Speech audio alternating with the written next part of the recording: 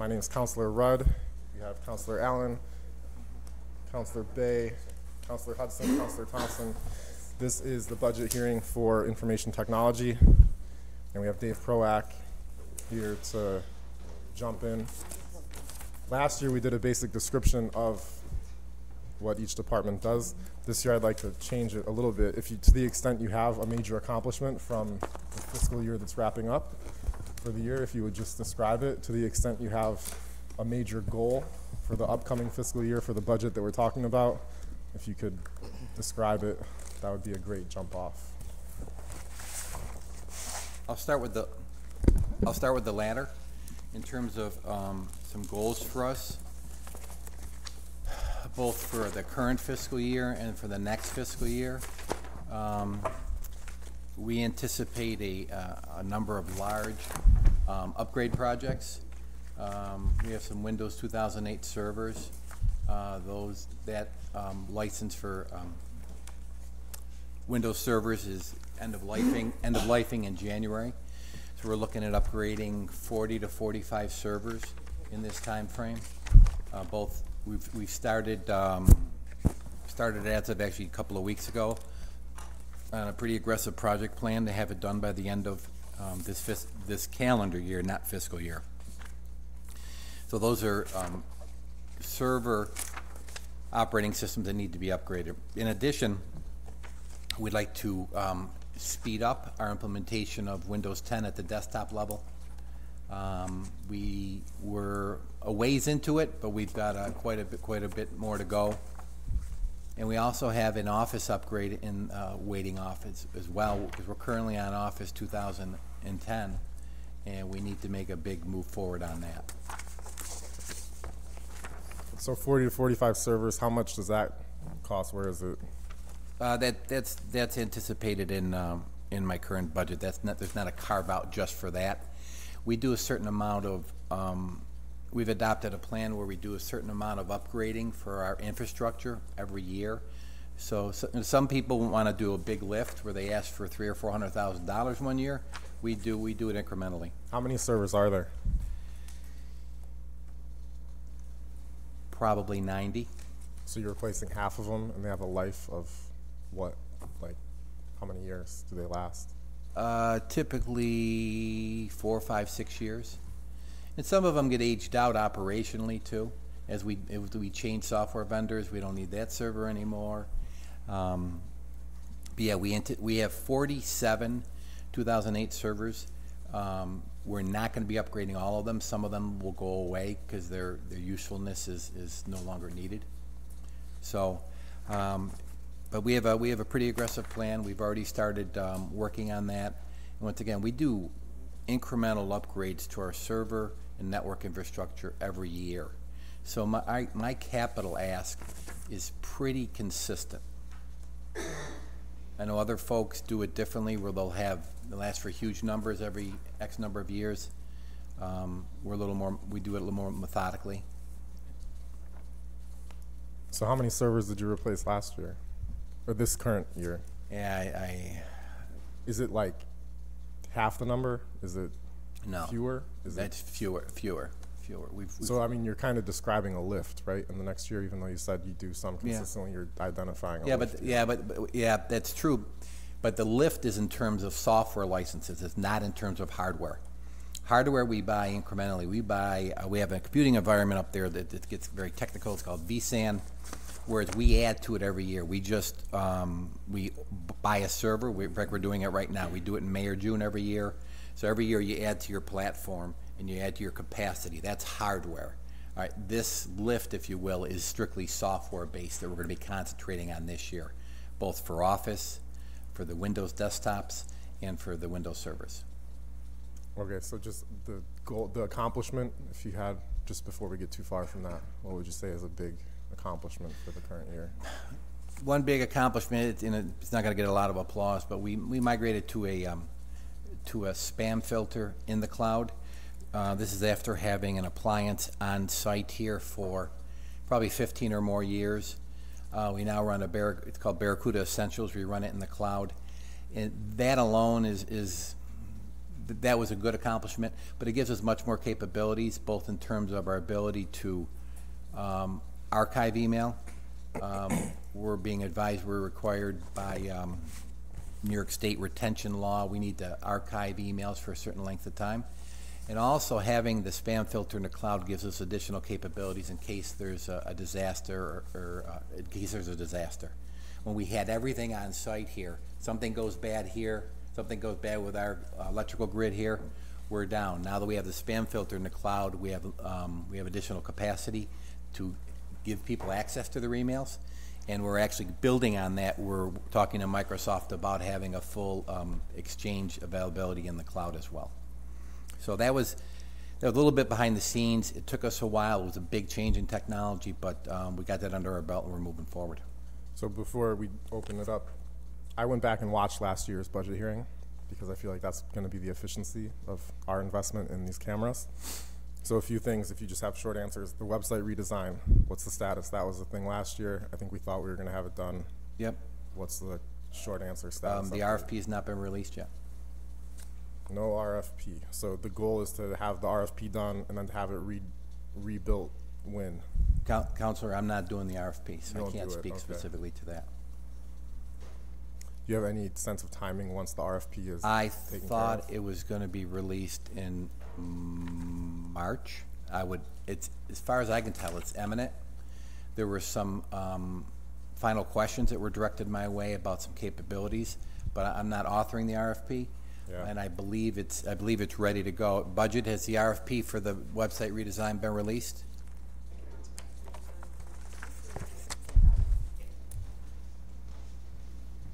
So Ruth Mangren, Director of Communications and Marketing. So the RFP is imminent. It's in the legal department, just going through some final reviews. We anticipate it should be out very shortly. Afterward, we expect to get to through phase 1 of the design by the end of 2019, and I can go over the actual project plan with you at another time. Thank you. Was there any movement on the new city line? Like last year in this hearing, there was some discussion of we might look at city line having a new system. Is that nothing? No movement. We're just I'm not trying to punt on everything here, but that I'm not trying to yeah. This is I believe the I team was working on that. okay. So is it? We'll ask the I team.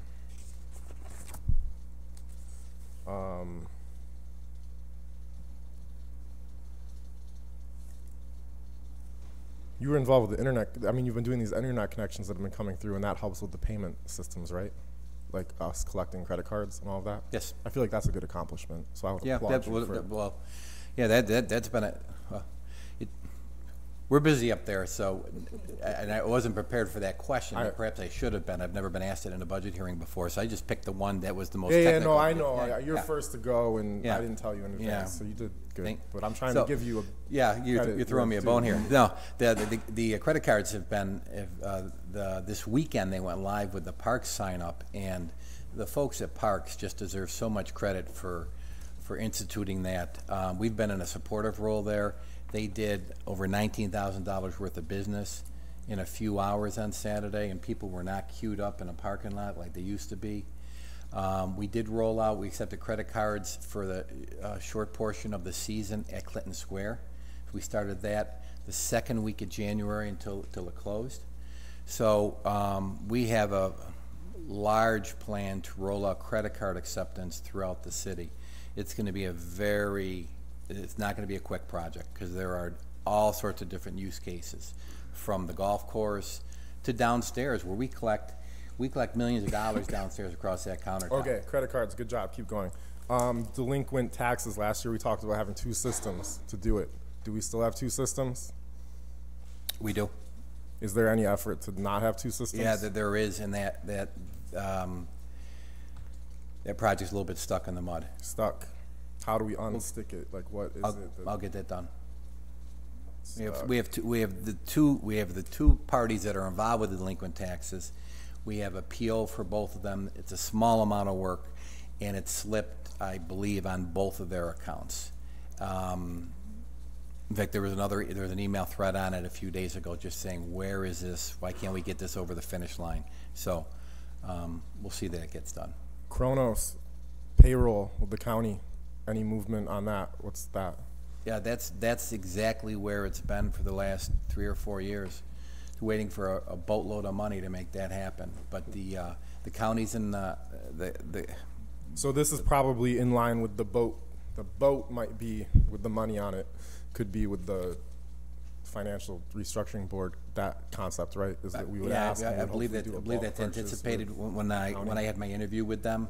We spoke at length about the project plan for going with Kronos, and then with payroll with the county.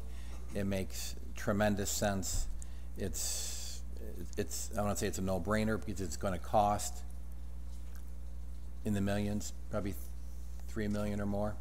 Right. But we need to do something.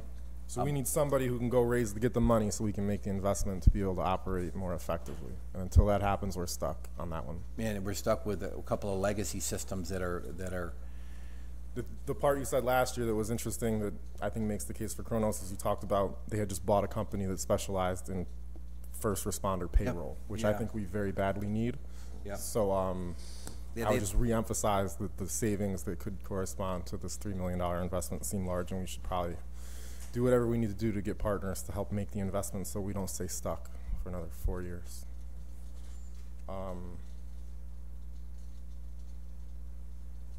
Those are the main things I had noted. I'm gonna leave questions, and then I'm gonna reserve the last 5 minutes, or when people are exhausted their questions, to ask you where you would, if you had a 3% cut, what would you do? Or would you rather us pin the 3% cut blindly on your budget?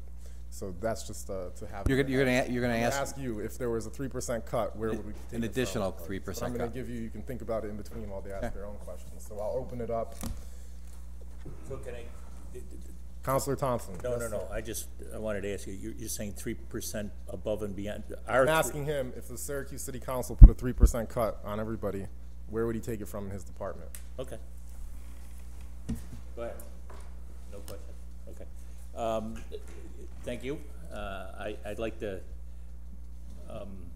ask you, first off, did you ask for any additional personnel in your budget that you were denied? Yes. How many and where?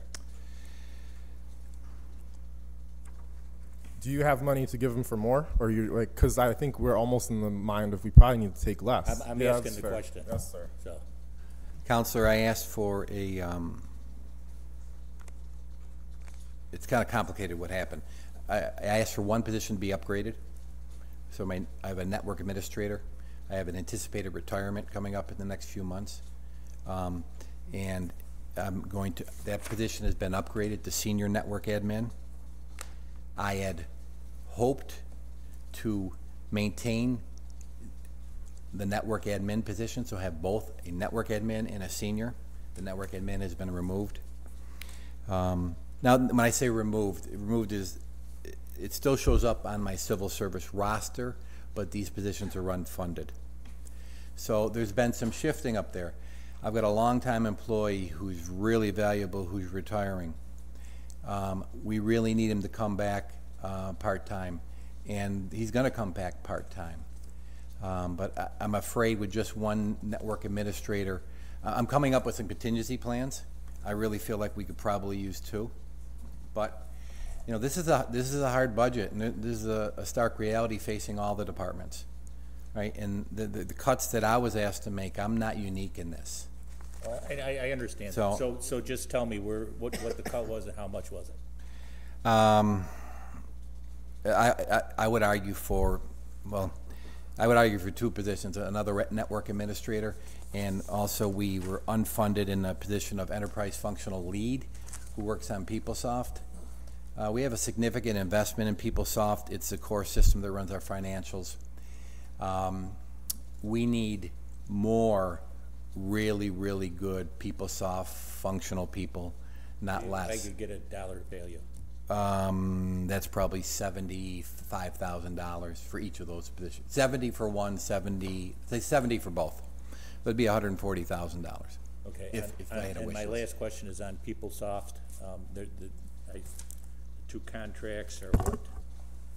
Is that $250,000? Is that, am I correct, or am I reading this wrong, or? No, we have an IMA with the county for $125,000 a year, Okay, and I'm actually gonna be filing paperwork that needs to be renewed just because it's sunsetting. and then it says software networking consulting too? Yep, that's another separate vendor that we use for $125,000. And that's all that we spend outside for PeopleSoft? The first $125,000 where we use it with the county, yes, that's PeopleSoft. The other $125 is not PeopleSoft related at all. That's just general consulting with our servers and our storage network. Okay, thank you. Thank you.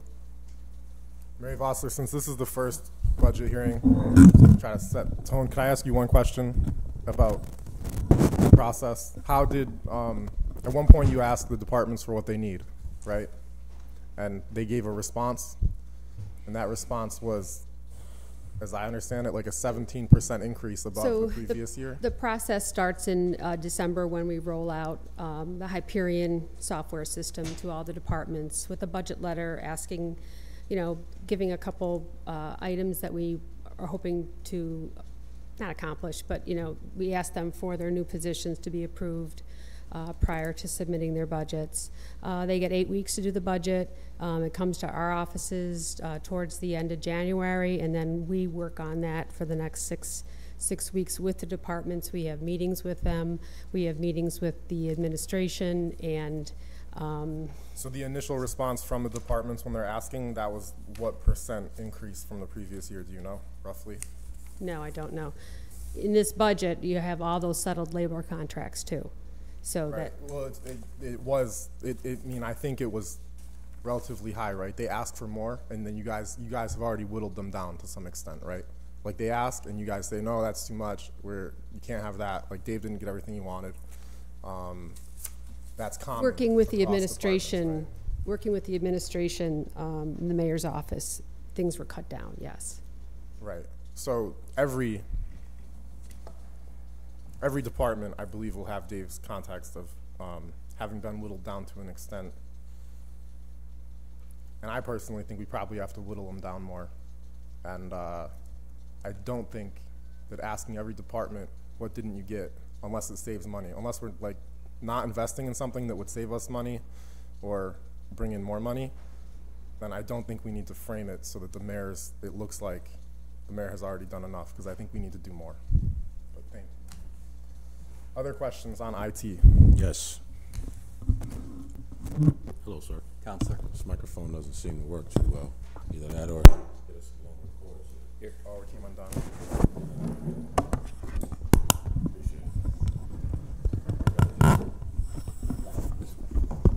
I got it.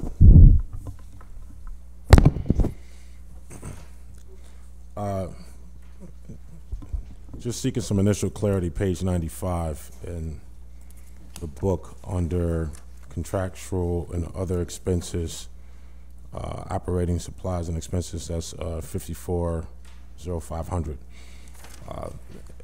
Fiscal year 18 versus fiscal year 19. So you got actual and adopted. And just for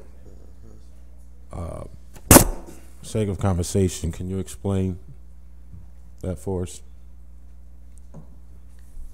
So I've got the account number that you're asking of. Can I have it? Do you have the same thing we have? I don't have the page numbers. All right, under fiscal year 18, actual has 396,530. Under fiscal year 19, adopted, it has 667,664. And so what I'm asking for is an explanation on actual versus adopted. For going back to 18? Yeah, just to start. And then it stays, it goes up to 700. Yeah, I'm good. Yeah, it's all right.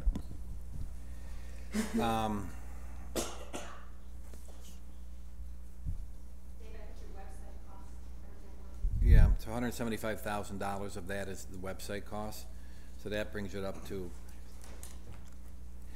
then there's still about an $80,000 or $90,000 gap there. So we already spent money on the website? Well, the question I'm asking, what I'm trying to get clarity on, actual versus adopted. Actual seems to imply what cost is. Adopted seems to imply what you were allowed. Am I reading that right? Yes. All right, and that's a difference of 271,000 if we round it off. Yep. So one of the deltas is that there's a line item for $175,000 for the website. That's in the fiscal year 19 adopted. That was not in the fiscal year 18 actual. It wasn't there at all. And so the 271 was used, the additional 271 from the actual. So when you say what was added in fiscal year 19, Was $175,000 for the website. so that's 396 plus the 175. You're saying? And so the delta we're still talking about is about $80,000 or $90,000. That's unused to date? Or does that roll back into the general fund? If I don't spend it, it goes back to the general fund. But currently it's still in your fund. Yeah. Right. I was looking at the audit, and this is in the letter to the management letter to the city, page 2 under internal controls, operating cycles. Under one comment, it talks about the fact that, in fact, I'll read it, the city's accounting system is not fully integrated, includes many features which operate independent of the general ledger. Many features that operate at a... Independent of the general ledger. This includes property tax, payroll, and MBD. And so I guess my question in that respect is there any idea what those three different services cost, and can it be determined, or maybe if there's a savings or potential for savings if those systems are integrated? So I haven't seen that letter. That's from the most recent audit? Yeah. Has that been, I don't think that's been released publicly yet, has it? I don't know if we got it as public, so I don't know. I've not seen that, and that speaks to the accounting system, so I'd be venturing a guess. Understood. Couldn't we give consideration to the fact that integrating these systems, and this is their recommendation, that it could potentially save us some costs on operating system? And one of them was the property tax system. Property tax, payroll, and MBD are not fully integrated into. So I can speak to two of them in general. Payroll, per Councilor Rudd, that is decades old. Mm-hmm. It runs on the back of a bunch of programmers that have a lot more gray hair than anything else. It's an antiquated system, and since the day we got done with PeopleSoft Financials, I said, we need $3 or $4 million, and we need to do something about an antiquated, inefficient timekeeping system and payroll system. They operate independent of each other, the payroll and timekeeping system, and are they integrated with the financials? No. So we need to upgrade those, and no one's denying that. There's some optimism that the result of the financial restructuring board may provide the funding. That's what I've been told. But that needs to be done desperately. In terms of the property tax system, we're going to be going with a new property tax solution. We anticipate going live this coming January. Then that system would be ripe for integrating it into the financials. Okay. Right now, as we're spending our effort trying to get there, to address the lack of cohesiveness with the financial system, is not time well spent. And I'm not sure, NBD may refer to, NBD has a separate accounting system. I think they're talking about Macola. That's what they're talking about, yeah. Mm-hmm. NBD has their books are operating, they're not on PeopleSoft. And we probably ought to look at doing that. Yeah. And so I probably should have started here, because I'm asking you because this is all listed on the IT. It may be a broader question that requires answers from some other people. Yeah. So, I certainly don't want you to... Fair enough, Counselor. Feel like you have to wear it. There's also a comment about the fact that our tax software operates on two separate systems. Yep, and that's what we're addressing. We've been working all year, and we will and we anticipate going live with a system. It's the same tax system that all the villages, towns, and the county uses. Right, but I want to be clear so it's not assumed that I'm re-mentioning what I already stated. Our collection for current taxes versus collection for past taxes, two separate systems. Today, Right. yes. Right, When we go to the new system, no. right, okay. The next question I have is relative to page 3. I don't know if this question is more for Mary or if at least the consideration is more for management and budget. And it's in reference to county purchasing and the fact that the county purchasing process, the city has no oversight on county purchasing. And I know we try to function on the honor system, but we had an issue before with our abstract and some phantom costs on our abstract a couple of years ago. And I'm not looking for an answer in regards to that. I'm just kind of stating the fact that we probably should provide some oversight on county purchasing to assure that the accounting is as accurate as it can be. It's just something we should consider heavily. Point, the abstract is totally separate from the purchase I department. understand what the abstract is. Okay, I'm saying we had a similar problem on the abstract where we had concerns about being double charged on the abstract, and this was about 3 years ago, maybe 4, myself, Kathleen Joy, Nada Maroon, and the auditor. In fact, the auditor and the comptroller did a report discussing this much. I only mention that to say it's not unheard of that we'll be charged more than we should be charged from the county. No offense to the county. Anybody watching? So there's a need for oversight there. Also, this is on page 3, still on the internal controls, and again, my apologies because you can't view it. This is in reference to, and maybe someone else in the audience can answer, retainage releases. And for this is relative to capital project funds. Real quick, retainage liability should only be recorded as a liability in capital project fund at the time the project is completed. And so the question is relative to the fact that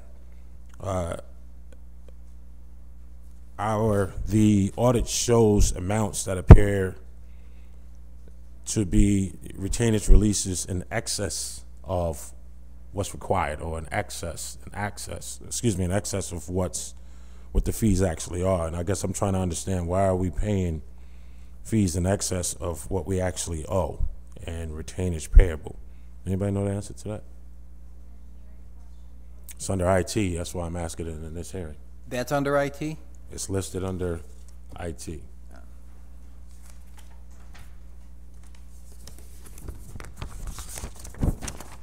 I also think we're gonna have a separate hearing. Well, the point of the question is the fact that we have too many redundancies. We're wasting a lot of money, and we're paying people more money than they actually owe. Yet, we're looking to raise taxes on taxpayers where we're not efficient in our own house. That's the point I'm getting to. And I believe through some reconfiguring, we probably can find some money laying on the ground, which we tend to do every time we get an audit. And that's, again, not to you, but I'm just kind of putting it out there. Are you? Good point.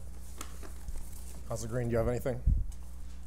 Councilor Allen, Councilor Hudson, President Hudson. Yeah, I do, Dave, thank you.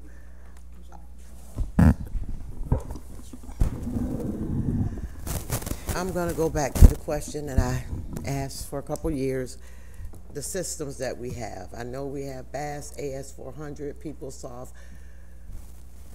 How many systems do we have, and how long before we'll be able to integrate all of these systems together? So that's a very broad question. We're working on, for example, we have 2 tax systems. The flaw in that ointment has been, everyone's discussed it, everybody agrees with it. By January, we're gonna have 1 system. It's gonna be the same system the county, the towns and villages use. That makes sense. We have a separate payroll and timekeeping system that's antiquated. we need to get that upgraded into one system. It makes sense to do it in partnership with the county. It's a $3 million ask. Crystal ball to have everything integrated, that's a huge ask. I don't know. That's a huge ask. It's a huge ask if you had all the money in the world to do it.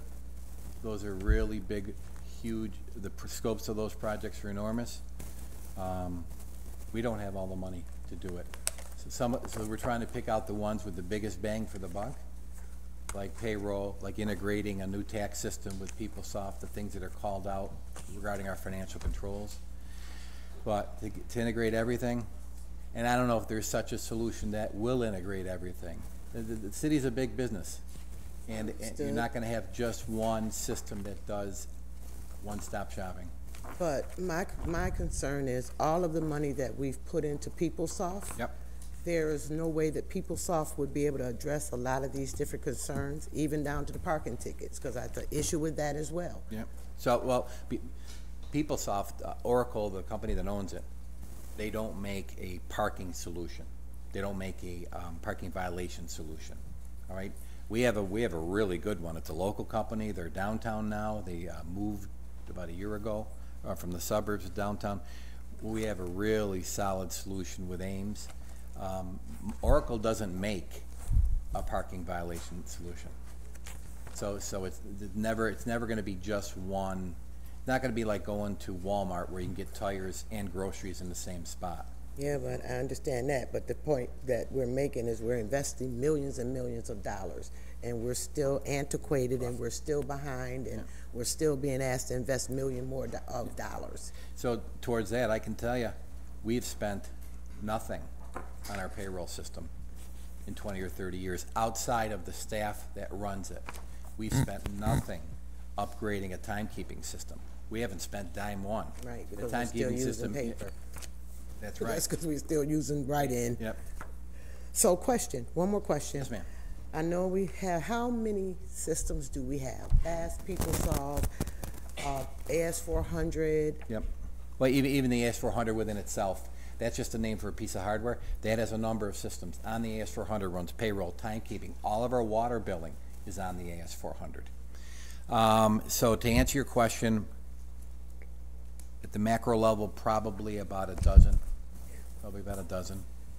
So we're over, but last question. So of the 3%, if you had to take a 3% cut, I'm sorry, but we're gonna run forever. If you had 51,000, 1.7 million, what finger would you cut off? Where do you think? Do I have to pick it right now? Listen. Well, I would like you to have a reaction. Yeah, I mean. So here's my reaction. IT has always been asked to do more with less, and I'm not saying that makes us unique versus DPW or any other department. Okay, once again, we're all facing the same fiscal climate. All right, if we're asked to do that, just like we were asked to take the 2.5%, and some of the positions didn't get funded, then we're going to find a way to do that. Off the top of my head, I don't know. I don't have a pile of an extra 3% hidden somewhere just in case somebody asks me to get rid of it, right? It just.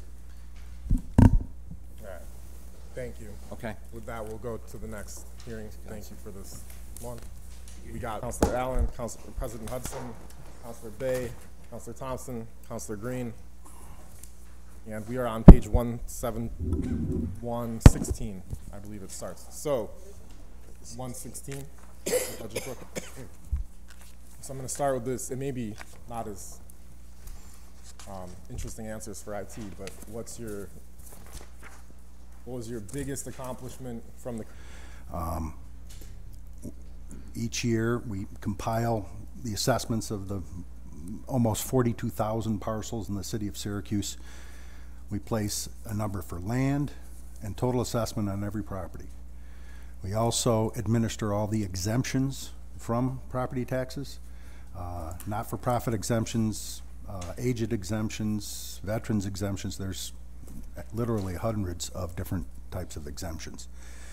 And that's how we come up with the total taxable assessment for the city of Syracuse each year. So is your accomplishment for the current year is sort of like your goal for the next year then? Is the Stay goal is the steady and same every year. It's basically try to assess properties in the city equitably so that we're spreading the tax burden fairly based on the real property tax law. Are there any changes that you would like to do or have done or doing that make it so you're able to continue to do what you do with less, so to speak, or more efficiently? Well, I mean, it would be easier if we were at 100% of value, if we did a reval. Unfortunately, revals cost money. Around $2 million to do a reval here in the city of Syracuse. I mean, that would make it easier to explain to people because right now the equalization rate is dropping to 78%. So it's, we have to explain to people that, you know, you're assessed at 78% of what we're saying the value of your property is. So it just makes it a little bit more difficult to explain. If you did a revalue, it would be 100%? Yes, that's the goal of a reval. Yeah, we would go to 100%. That's what we did the last time we did a revaluation in '92, I think it was. Okay, I have just a couple of questions that are not related explicitly to your budget, but to assessment in general. So Okay. the property tax assessed value in the city of Syracuse went up? Yes, about 0.7%, I think. 0.7%. So how, The I do taxable believe the mayor portion. described that as a 60% increase in growth from the last year. So that 0.7%, when it was really small the year before, is a really big percent change that makes a funny talking point. But 0.7% went up. How, in the last 10 years, has it typically gone up? We've had increasing taxable assessment for the last few years. Just most of that, I believe, is due to, you know, pilots running out, Empire Zone exemptions phasing out, and some of the new construction that's happened here in the city. So in your experience as the assessor, when a property gets an exemption, does the value of the property kind of go up from owners' perspectives if you're not paying taxes? If you're paying less taxes, like a pilot? I'm not sure that the value of the property goes up. It could be used as a marketing tool. If there's for example, an existing pilot on a property and there's, say, 8 years left to go on the pilot, that might be an attractive marketing tool. Same thing with an exemption. If a tax break, a pilot was taken away for some reason, like for instance, we had the 485A discussion where, oh, there's not, maybe there's not compliance, what would happen if we revoked it? If we revoked it, would that make the property value less to the owner? If you looked at a property just from an income standpoint, it would obviously affect the cash flow. So I imagine it would affect the value. Dollars, yeah, it would, I think. But not necessarily. You'd have to test it against the market to see how the market reacts to that change. Isn't the market based on income, based on the money flowing from the property? That's one approach to determining market value, yeah. Okay. A property tax increase, a property rate increase, do you think it threatens growth in the assessed value of the community at large? So does raising the rate make it so properties overall are less valuable, in your opinion? Small increases in the tax rate I don't think have any effect on property value. Okay. I watched last year's we didn't have a ton of stuff, but you had a really, I have a curse word down, but a really cool beard last year at this time. I did. So Yes, I did. I'll admit to that. and I had done like a bootleg shaving job, so I'm gonna try to be more like you this budget season. Okay, fair enough. Are there other Yep. questions? So there's been in the news talk about the star exemption going back to the state. Yes. And I'm curious how that would impact your department, like what percentage of your workload is associated with processing those currently? A large percentage, actually. Ann could probably speak to that better than I could, but our office administers all exemptions. The most numerous exemption, if you will, is the star exemption. Anybody who owns and lives in their house could apply for the star exemption. Nowadays, though, ever since I think 2016, New York State has been requiring that property owners apply to New York State for that exemption. So instead of receiving, what is it, $410 or so off of your city school bill, you get a check from New York State for that amount, the same amount that people save in their STAR exemption. Anybody who has had the STAR exemption since prior to 2016 gets to keep it at this point in time. I believe it's one of the governor's initiatives to switch that all over to New York State administering. The good thing about the STAR exemption from our point of view, there's a couple things. One, New York State pays us back for it, so it doesn't cost the city anything, except for our time administering it. Once you have it in place, it stays there until you no longer own the property or don't live on the property. So that's pretty much it for the STAR exemption. My question is it's aligned with Councilor Green. On here, this is the first time you guys have to administer the flood zone exemptions. Yes. So, aligned with his question, how is that impacting your workflow or impacting the assessment office? We process those exemptions the same way we process other exemptions that have certain qualifications, things like looking at people's income tax statement. In this particular exemption, we have to look to make sure that they actually have flood insurance that covers the year that the exemption would in place. So. And so you're only expecting 100 of these Yes. for the year? Yes, that's our estimate. We got about 50 in that were qualified, is that right? And so we imagine that we're going to get another 50 in this year, hopefully. And cost-wise though, does it decrease the amount of money that they would have normally paid into assessments? Is the decrease dramatic? It decreases their taxes. What it does is it exempts a portion of their assessment up to, I think it's 86 and some change, so that the maximum exemption they could get off of their city bill would be around $750, assuming they had a property that was worth. But since it's only you only have 50, then you're not going to see like a huge drop, or will you, financially? No, I mean the number of these is so small it's not going to affect the taxable value that much. Okay. If you were talking about something like I don't know, not-for-profit exemptions. And while there's a you're on lot that of one, those. yeah, while we're on the exemptions, what does that not-for-profit exemptions, are you seeing an increase in that? Yes, we have been seeing increases in the number of non-for-profit exemptions. Is it the churches? Is it? It's a combination. There's a lot of not-for-profits being formed. Some of them actually are formed to own property. Right. I have a problem with giving a not-for-profit exemption to somebody who's doing the same thing as somebody who's paying their taxes right next door. I agree. If they're renting out a building for profit, I don't care if they call themselves a not-for-profit, I don't want to give them an exemption. Do you have a list of those folks that we could kind of share, look at? I don't, not offhand. I mean, there's we're being sued by one property owner that owns 3 properties or 4 properties, 4 one-family houses. They rent out to people that are Section 8 tenants, and they want to be exempt because they're a not-for-profit. We need to know this stuff. Well, you know, it's going to go through the courts, and I think the courts are probably going to decide whether they're eligible for the not-for-profit exemption.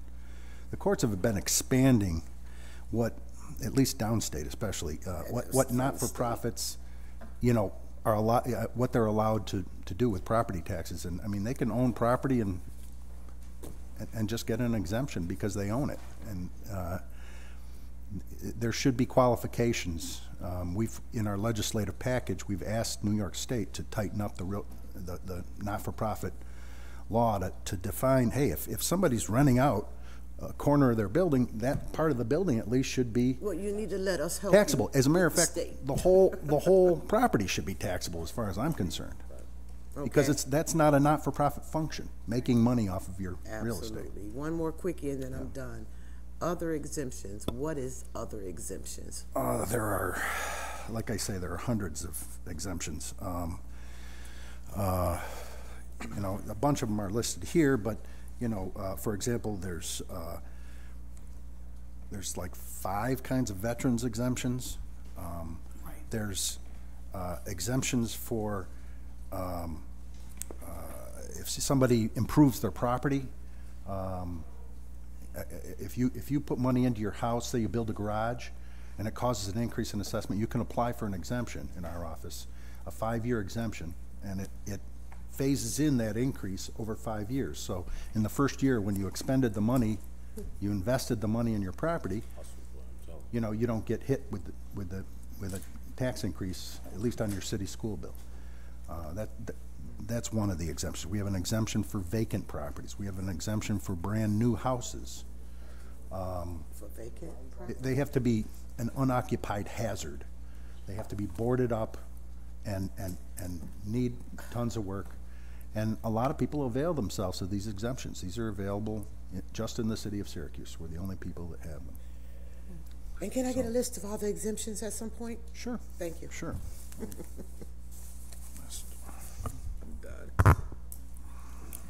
Counselor Thompson? Yes, Commissioner, can I ask you to look at page 361? 360, I don't have, We don't have a book. I have 116 through 121. They ought to have a book, just a book that anybody comes up and Thank you. Okay, yes. This is the exemption impact report, yes. Can you explain that, please? Sure. This lists, actually, almost all the exemptions that we have here in the city of Syracuse, so this might be your answer. It tells you how many we have here in Syracuse. This tells you the category and the number, right? I think tells- she may be asking even more specifically. It tells you the amount, the equalized value, which isn't very helpful, and then the percent of the total assessed value that is exempted by each of those exemptions. What's the number of exemptions? 1,040 in the middle. System code 25,900. What's that? That's a lot of. I mean, it's not a huge value, but it's a lot of exceptions. I'm not sure. I'd have to actually look that up. These are New York State codes, these exemption codes. 25,900. That's the land bank. Oh, that's Okay. the land bank. Yep, so that's the land bank. Yeah, okay. How do they have 1,000? We ever hear 1,000 in terms of land bank? Isn't it like 750? They got 1,000. Yeah. That's how many properties are exempted with the land bank code. In other words, how many properties they owned as of the first of the year. I just wanted to bring that to the council's attention, so Thank that's why you. I asked. Can I ask one more quick question? Is there a way that you could give us a list? I see you have 269 religious. Do you have all 269 of them listed? Can we do that? Yes. too? Thank you. Let me see. Too little.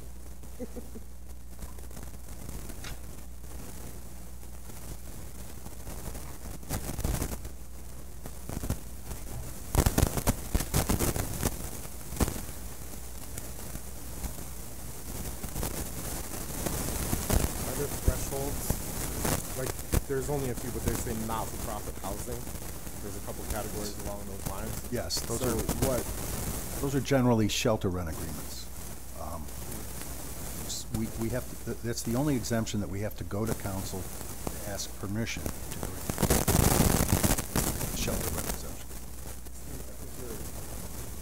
Budget book is hitting the mic. It's on the table. Or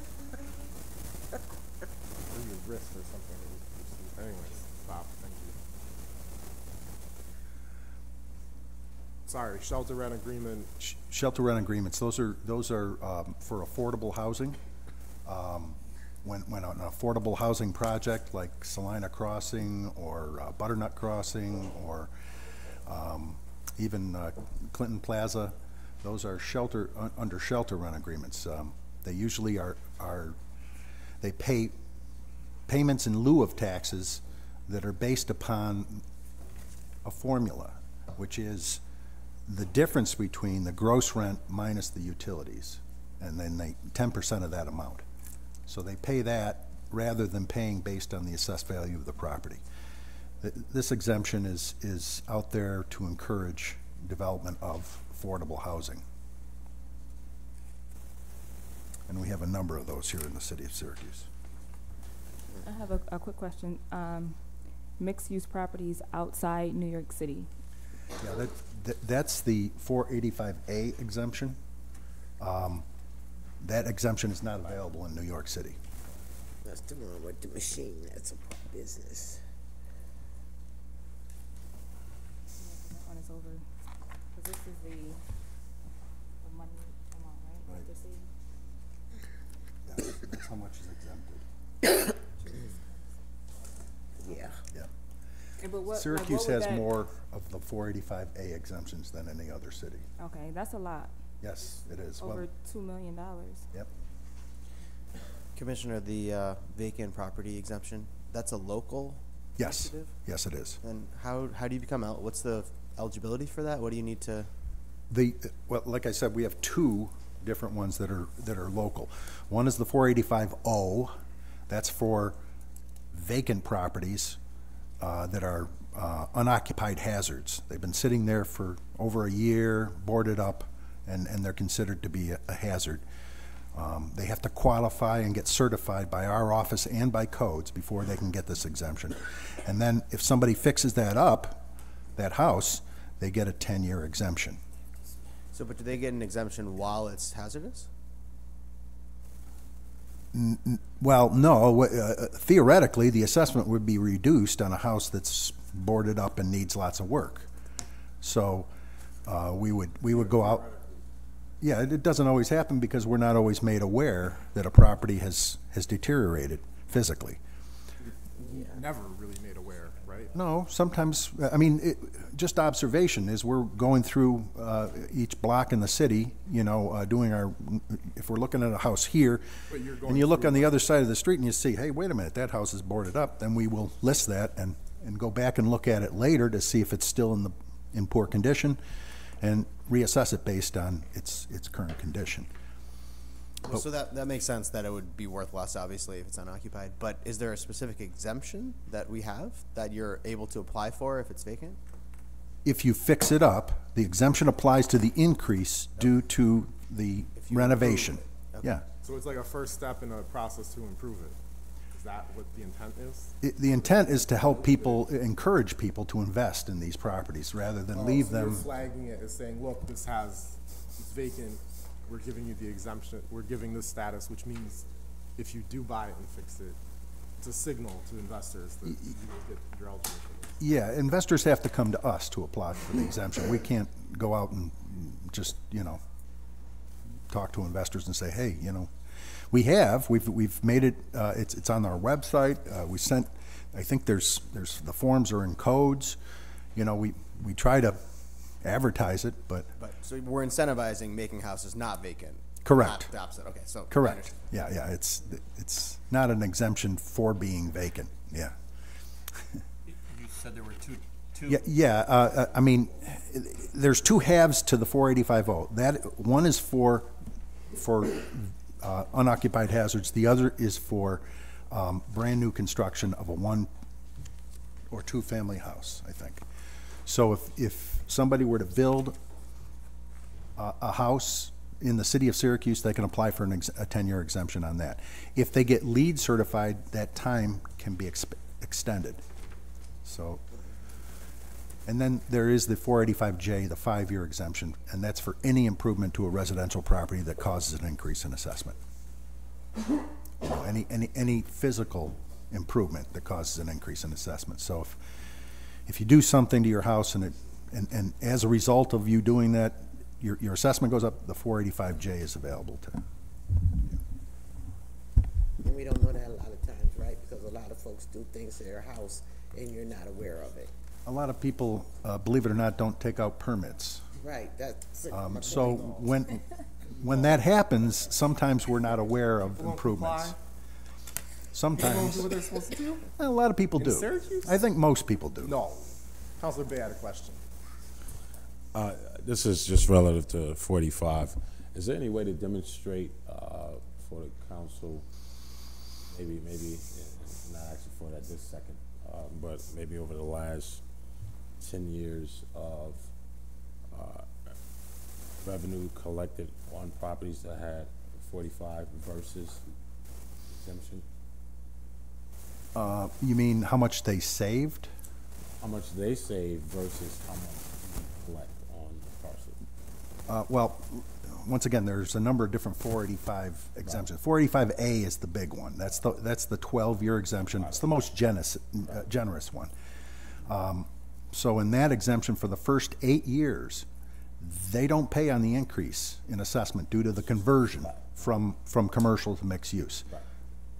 They just don't pay on that increase. And then it phases in that increase 20% a year until it's fully taxable in the 13th year. So it's a very powerful exemption. As a result of that exemption, properties like the Pike Block, the State Tower Building, Merchants Commons, they've all taken advantage of that exemption. Right, because it's a by right exemption, and it's not quite by right. They still have to meet the qualifications in the property tax law. They have to spend a certain amount. They have to apply within a certain amount of time. There's been properties that have missed out on the exemption because they waited too long to apply. Right. And we can't help them. but there's no way to demonstrate revenue after the fact, like revenue generated by the city on those parcels, for example, versus the money they save, versus the exemption. I mean, I suppose we could try to look at how much they'd saved and how much they paid through the for the last 10 years. You're saying? Yeah. It's a lot of properties, but we could look at them. Yeah, I know. We could try to. Okay. Just the 485A. Just 45. Just two quick things. On the Board of Assessment Review, we pay $100 a day. 15 years ago, after I graduated college, I worked as a substitute teacher, and I got paid $150 a day. So do you find that a hindrance to keeping people, getting people, and doesn't seem like the biggest expense? Should we pay more? Is it an obstacle? $100 a day works for the people who do it? I guess that's a personal choice. I don't know. Why do people do it? I mean, they're skilled people, right? They're not. It's not like a unskilled task. They're doing it for $100 a day. Community service. So people with real estate experience. It's not a whole day. Assessed values. It's usually only a few hours a day. $100 a day. It's usually only a few hours a day, and you know, these are very civic-minded people that you know, care about the city of Syracuse, so they're willing to spend their time in the mornings. And then 3% of your budget is $14K. If you had to take it from somewhere, what would you do? I can see where I would take it from, but we're pretty close to the bone right now. When I started in the assessment department, we had 23 people. Right now, with this budget, we've got about 10. Yeah, I wouldn't take it from there. I mean, you do have the professional service line, which we talked about last year, which I know you used to RFP for all the appraisals. Yes, I think. yes. And that line, And the actual was 10.5. The adopted was 45. I know the adopted was like 40. It's been 45, I think, every year. And this year, the projected is 23. I assume you're just asking for flexibility in case you had a big one. Yeah. But why couldn't you just lower it and then ask for more if something went horribly wrong? We may have to do that if we have to trim the budget even further. That's probably. Looks like a good line to me. One quick. The problem with that is if some of the cases that are right now before the court, like the developmental center, Sam's Club. You could always come back to the council. These things would require expensive appraisals because they're complex properties, and it could eat that up very quickly. It couldn't. You can come back and ask us for more. It's going to be an exciting new year. Mr. Clifford, Yes. can you actually Do you have a list of how much we've gained from the pilot expirations? Because it shouldn't be a slew of them. No, there's only a couple each year that usually expire, but it contributes to property going back onto the taxable portion of the roll. So I could let you know which ones have done it for the last couple of years. Okay, thank you. And with that, I'll end this budget hearing. Thank you, Commissioner. Okay. Department of Law, Corporation Counsel. I'm Finance Chair, Councilor Rudd. Kristen Smith, Joe Barry from the department, President Hudson, Councilor Bay, Councilor Thompson, and it looks like Councilor Green and Councilor Allen will be back in a moment. Okay. But with that, we've been asking everybody for what the biggest accomplishment of the current fiscal year has been and what your biggest goal for the proposed budget has been. Or will be, is, whatever it is. Goals and accomplishments. Well, it's hard to boil down our accomplishments into just one category because the breadth of what we do. I mean, we handle a wide variety of matters for the city, from drafting contracts to handling all the litigation, processing all the claims against the city, processing all the Freedom of Information Law requests. So, I know, but you could be specific to the diversity of victories that you've celebrated over the last year. Of course. So actually a couple things come to mind. One is the FOIL process, actually. And I was going to highlight that for you. A year ago, it was a job that was done by one paralegal who was drowning in paper and couldn't get it all done, and we were chronically behind. And we have a new person in that position, and we partnered with the I-team to try to streamline the process, map out the process, figure out where the inefficiencies were, and it was very successful to the point where the person who was doing that job had capacity to do other things. So we were able to make her job into a joint position where she handled FOILs as well as served as a paralegal for one of our attorneys. So that was really a case of really making our work more efficient. Now, that's not sort of when you think about what the law department does, you think about us being in court defending the city and drafting contracts, but that Freedom of Information Law work is an important thing that we do as well. So that was definitely a success for us.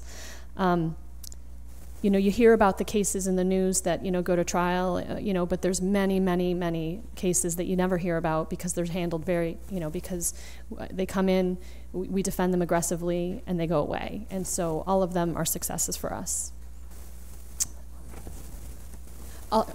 Thanks, Joe. It's been a very busy year because there's been a number of very, very important contracts that we've had to negotiate, not just boilerplate items, not just, buying paper. For example, we negotiated the contract with National Grid to purchase the streetlights. That was signed by the mayor about a week ago. It's on the desk of the National Grid executives this week, and we anticipate that being signed any day now. And we also were able to negotiate a temporary use agreement with Grid so that even before the final deal is approved by the Public Service Commission, we'll be able to get out and start installing the new LED fixtures within the month of April, hopefully. So that was a very big contract. Took months and months of time at the table with National Grid. Rezone will be coming to your desk this year, and that's something that the law department's been very much involved in. And, as well as, other contracts that I guess we can't count as an accomplishment yet, but in terms of the, the smart cities area surge, there's a number of contracts that we're working on that are keeping us very busy.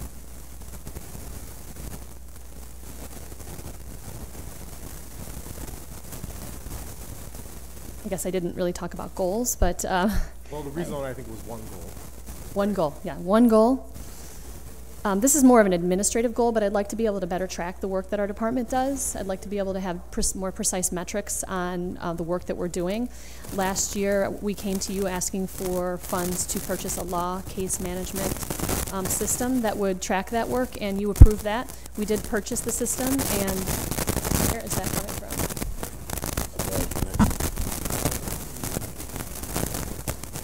from? Oh, we can ignore that. We purchased the software, and it's being customized currently, and we will be rolling it out to our attorneys and our paralegals in July.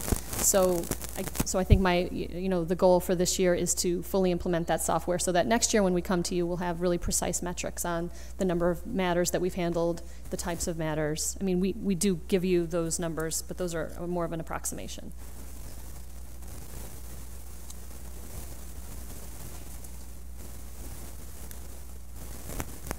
I went back and watched last year's hearing last night.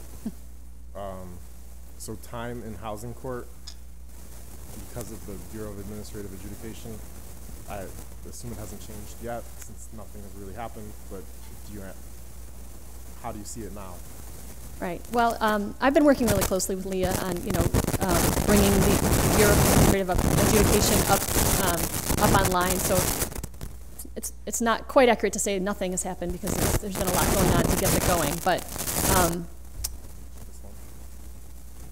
our work wasn't impacted this year because it didn't come online yet. But it's going to begin in April. I think that we will still have the approximately same number of matters in court because there will still be the most non-compliant parties whose behaviors aren't going to be, affected by the BAA.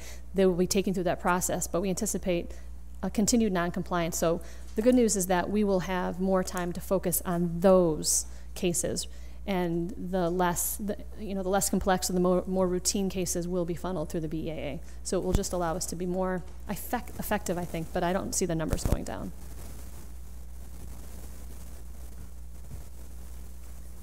One area that I'm hoping that we'll have more time to focus on because of having some of the work taken away by the BAA is zombie properties. So those are properties that are being owned by lenders who have foreclosed on the property and are just sitting on the property and not maintaining it. They have an obligation under state law to maintain the property, to inspect the property, to register the property, and we don't have great compliance in the city on that. So my plan is that one of the attorneys who is currently in housing court can spend more time enforcing the zombie legislation. In fact, we brought our first complaint just last week or the week before on a property that has been sitting vacant, and we're going to be pursuing that. There's substantial fines that are associated with that, and these types of cases tend to get the attention of the lender because unlike a non-compliant landlord who sort of ignores us, the banks tend to listen when they get sued.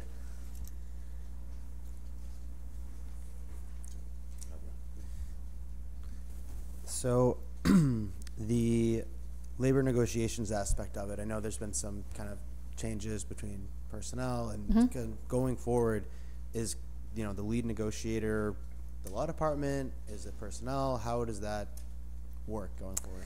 So, right. So there has been personnel changes around personnel, and we will be heading into negotiations with the PBA shortly. And I will personally be playing a support role, but the lead negotiator will not be someone from the law department. It won't be me, and it won't be Amanda Harrington, who is our labor lawyer, but Amanda will be at the table.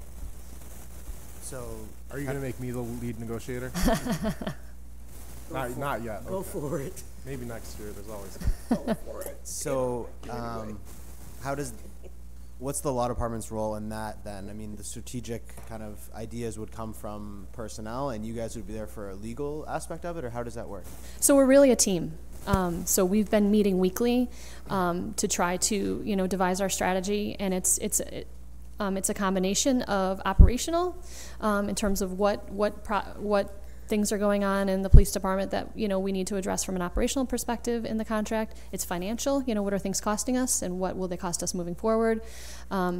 And the whole process itself is very legal. I mean, there's as you know, in labor relations, it's a highly regulated area of law in New York State, and advising in terms of sort of the strategy of complying with that law while not committing an improper practice under the Taylor law, or and then just in thinking strategically. So it's not a matter of there's a group of people in the personnel office doing it, and they come to us when they have questions. We're all at the table together, including and the Common Council's involved in that as well. So the Common Council's involved. Oh yeah. And then just kind of related to that, just with my kind of background in labor relations, I know typically in the field there's always a lot of times where someone will say like, well, we can't do this because of the union contract. Mm-hmm. And sometimes that's true, and a lot of times it's not. And I'm just, the law department would kind of be the role there to be able to kind of ferret that out.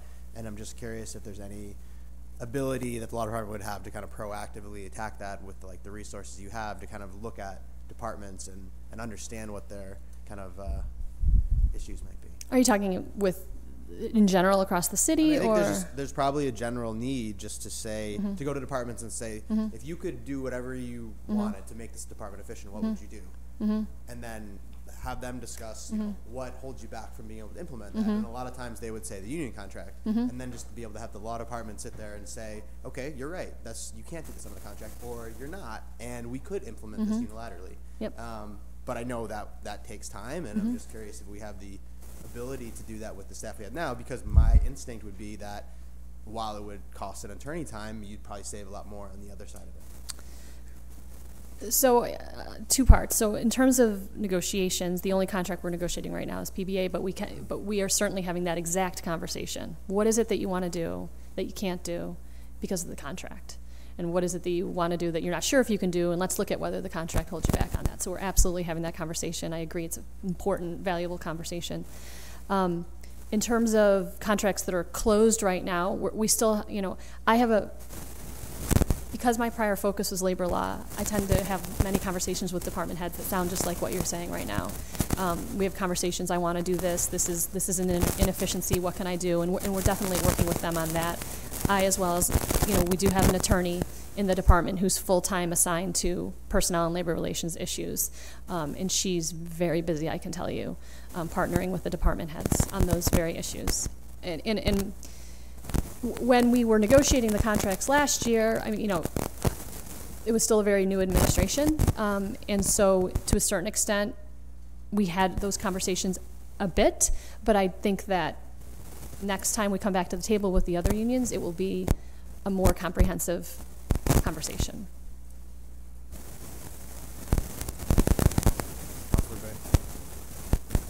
Yeah, I just have one question. This is page 123 on the code enforcement, and I don't know if it's for you guys or for the director of budget. The judgments collected 243,000 under 1819. Does that roll back into the general fund? Is it retained by codes? It does go in general fund? General fund. All right. Councilor President Hudson. I only have one question, and I don't know, I know you're gonna have to work together with NBD and people on this. We have a 40% rental registry, correct? Or is it higher than that? I think it's lower. It's lower than that, so legally, because I'm thinking of the Shiner Street fire that didn't register on the rental registry. Is there a way that you're looking legally to be able to get these folks registered? Yes, in fact, when the Bureau of Administration issues its first violation tickets, they will be rental registry cases. Codes has gone back through this past month and issued letters to all the properties that we're aware that are not compliant with the rental registry, letting them know that if they don't come into compliance, they'll receive a ticket through the BAA. Postcards have gone out. There's been a lot of communication on that end, but those are going to be the focus of the first wave of cases that the Bureau looks at. Because we have a high rental rate in our city. Absolutely. Yeah. So you have a concrete number of those rental properties in the city? I don't, but yeah, codes would definitely be able to provide you with that information.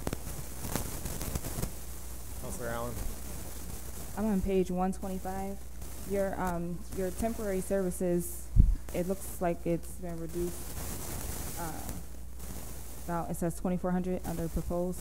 Is that because you guys have full-time staff? Did you hire full-time, or? Yeah, I'm not actually. I'd have to look at what's on that line. The only thing that I'm aware that we use that line for is for law. So we're using free law clerks from the law school. That's why that line is down. So it's saving us on hiring for part-time? Yes, yeah. Okay.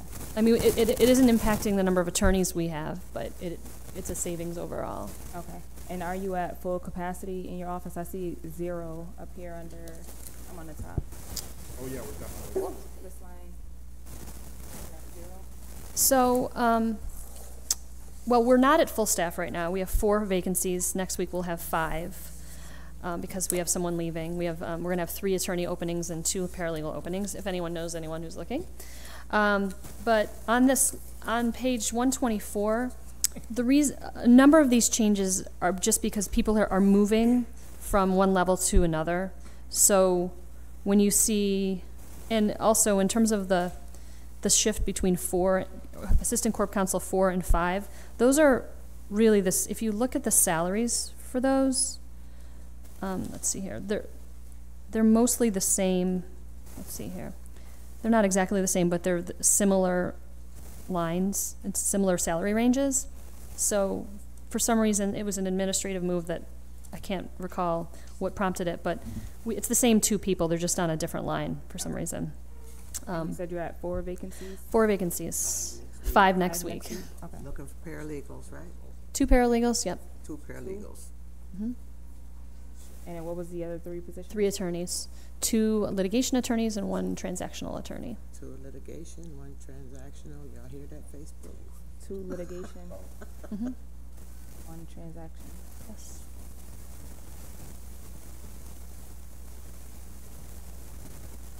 Thank you.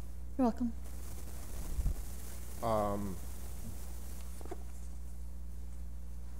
Do you ever have metrics that look at, in relation to the size of the city budget, what percent is paid out in lawsuits compared to other cities? Like, is there some sense of normal? I know that we're a litigious society, so is Syracuse at all an outlier in their direction? Are we pretty normal? I've not had an opportunity to look at that. I don't know. I could look. We're affiliated with the National Organization of Municipal Lawyers that I could reach out to them and see if there's any statistics on that. You're interested in population versus judgments or versus number of cases? We can probably look at it. I would be interested in just like size of the budget. So we're at $245 million last year, 252 proposed this year. Other cities, what's their budget, and then what do we pay out? So I guess from you it would be like, what have we paid out over the last few years in general, like total? Okay. In judgments and settlements. Those don't come out of our budget, but I can certainly work with the budget office to pull that out. Yeah, absolutely. No, we can look at that. Last, you had a 3% cut, $64,500. Where would you go if you were influencing where it would come from? I think we have an idea of which finger we would cut off, but what do you think? Well, there's not. I'm sure everyone who comes here says there's no room to cut. So on the no room ours are very fixed costs, right? I mean, we have to have attorneys, we have to pay them. Definitely. In terms of the operational, as things like court reporters, we have to pay them. So the professional service line, how about that one? Because you had an actual 7.1, 18. Then it was much lower adopted. We're projected. Why are we projected so high? So there's 2 components of that when you look at it in the law department. So one is SURA and one is outside counsel. So lawyers that we pay to supplement our in-house counsel, workforce. In terms of SURA, we have this past fiscal year, I moved 2 people off SURA. I think we had 4. Now we're down to 2. For the budgeted fiscal year 20, we're moving another person off. So that we'll just have, I think, 1.5 person on the SURA payroll. The really big piece of that is the outside counsel line. It was budgeted for approximately $230,000 for this year, and we are projected to be over $500,000, which is illustrates how impossible it is to predict that number. It's really a function of who decides to sue us and how those cases play out. We had a highly publicized 2-week trial, that really added to that number. I already cut that number. You'll see in the fiscal year 20 proposed final is $395,000. I had earlier asked for $450,000, and I took most of my 2.5% out of that we were asked to cut already. Where do you? Page. I don't know how your pages work. I think you might have more detailed. I have a more detailed number, right? So. We only see it at the we level have of professional services. I'm not really answering your question, but I would hesitate to take it out of that line because we have already scheduled 5 trials for this summer. I mean, I've only been here a year, Joe's been here 25 years, and, you know, that's really, really very unusual. And for several of those trials, I mean, we have 4 litigators. We can't do 5 trials with 4 people, so we're gonna have to use outside counsel for that. Trials cost money. They take time, When so. you have 5 and you have 4 staff people, you have to hire 1. Are you guessing which is going to be the most complicated to use the outside lawyer for the least complicated? Well, we would use the outside lawyer for the most complicated because it would be the most difficult. But it would be the most money, wouldn't it? But the more complicated the trial, you know, I'll be frank, we don't have the level of trial expertise that a private firm would have. So if we want to win those cases, it costs money to win lawsuits. Other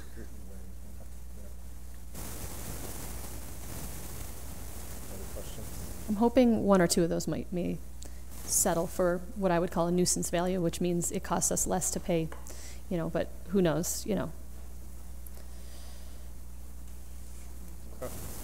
Thank you. You are consistently under the 30-minute timeline based on last year, too. You're welcome. So that's the end of this hearing, and that's the end. I would, whoever's out there, if we can test all the mics, because if we do this electronic blackboard screeching the whole time, I'm going to go out of my mind. So somebody please check the mics.